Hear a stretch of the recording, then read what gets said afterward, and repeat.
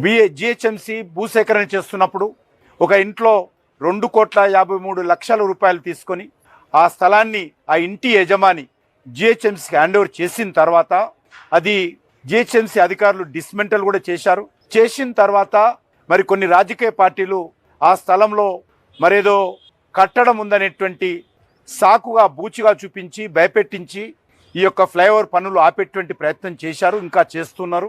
దీన్ని వెంటనే ప్రభుత్వము, రాష్ట్ర ప్రభుత్వము దీనిపైన కఠిన చర్యలు తీసుకోవాల్సినటువంటి అవసరం ఉంది. సమస్య సామరస్యకంగా పరిష్కారం చేసుకోవాలి.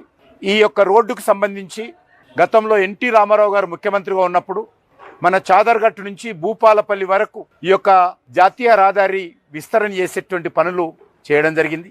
కానీ దురదృష్టకరము, అంబర్పేట చే నంబర్ దగ్గర రోడ్డుకు ఇరువైపులా ముస్లిం సమాజానికి సంబంధించినటువంటి గ్రేవ్యార్డ్స్ ఉన్న కారణంగా వాళ్ళకి ఇబ్బంది కలుగుతుందనేటువంటి అనుమానంతో ఇక్కడ అంబర్పేట దగ్గర ఈ గ్రేవ్యార్డ్ మధ్యలో ఈ యొక్క రోడ్డు వైడనింగ్ జరగలేదు.